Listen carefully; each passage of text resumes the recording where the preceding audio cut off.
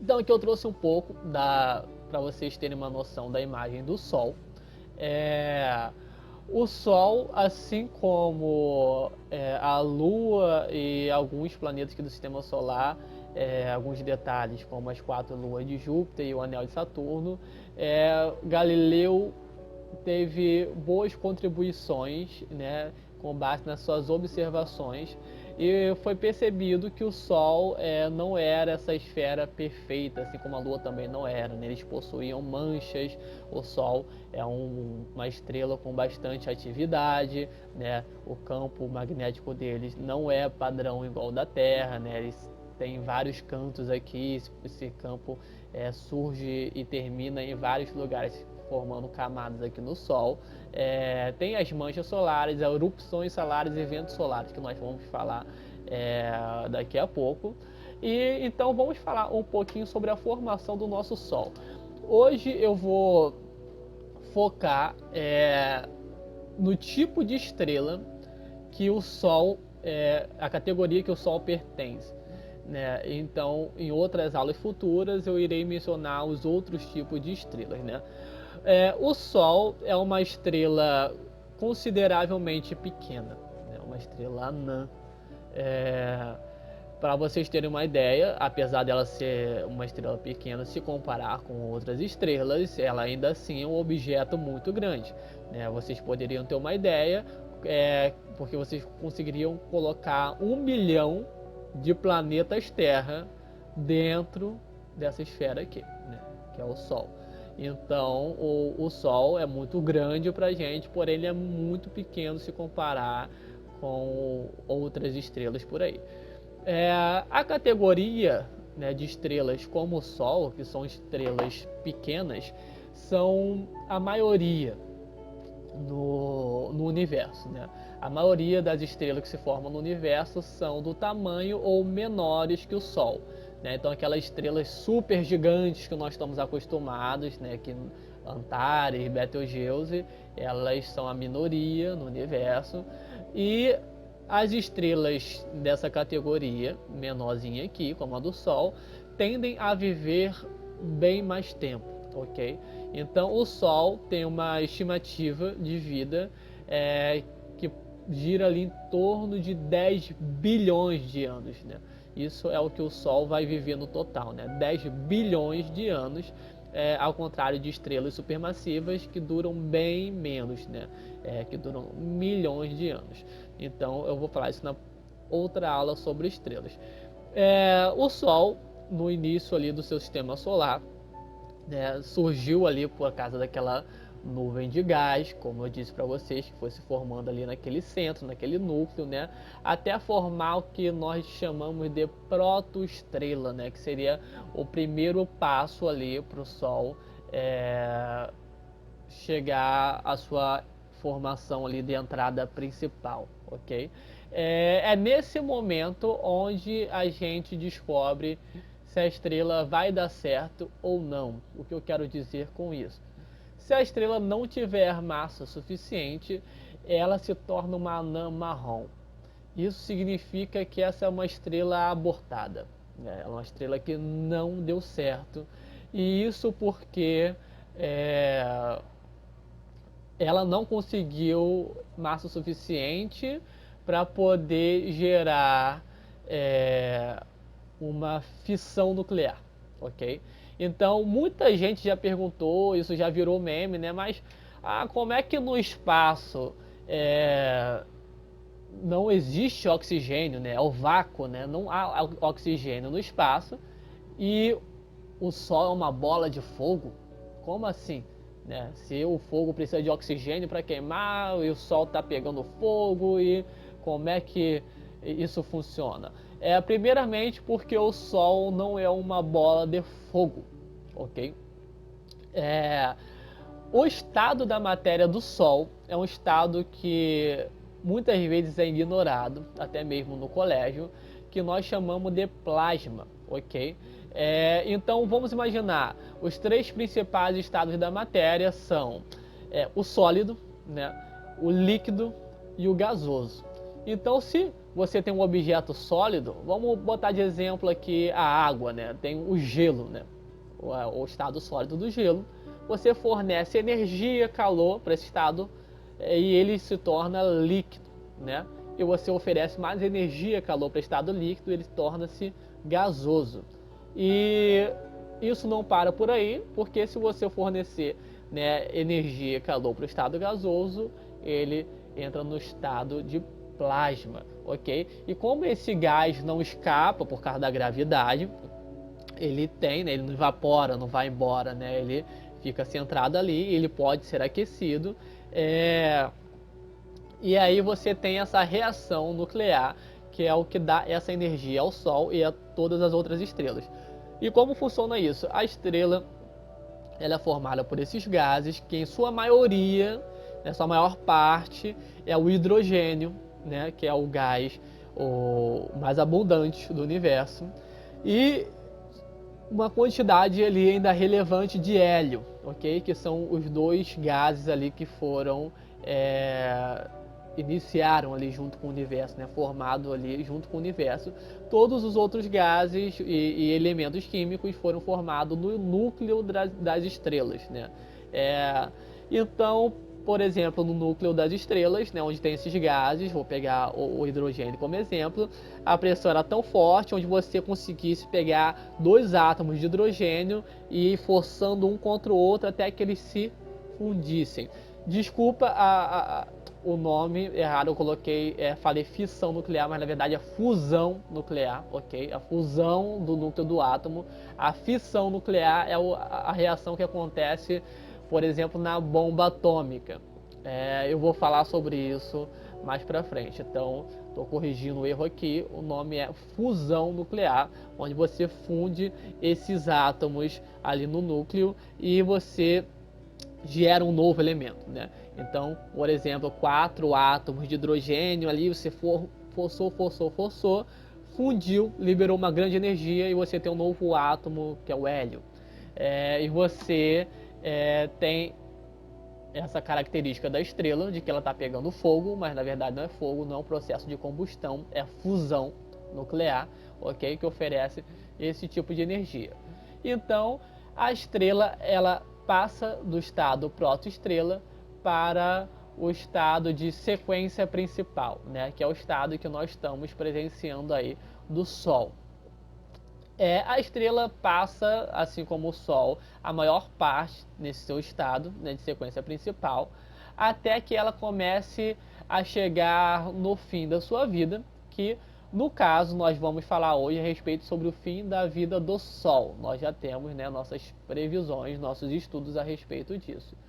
Então, quando o Sol começar a chegar próximo desse fim, né, como eu disse, daqui a 5 bilhões de anos mais ou menos, ele vai começar a ejetar alguns gases para fora, o que irá se chamar de nebulosa planetária, e ele também vai começar a inchar, ok?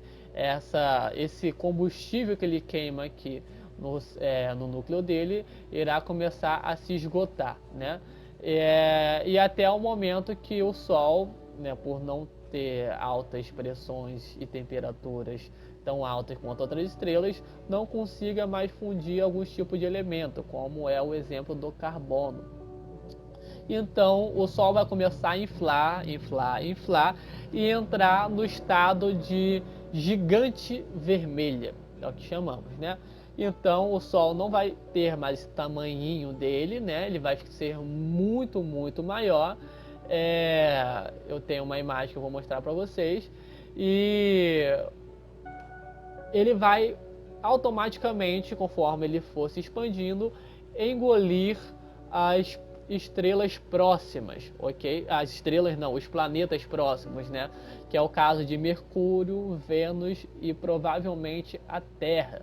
Serão engolidos por esse estágio do Sol chamado gigante vermelha.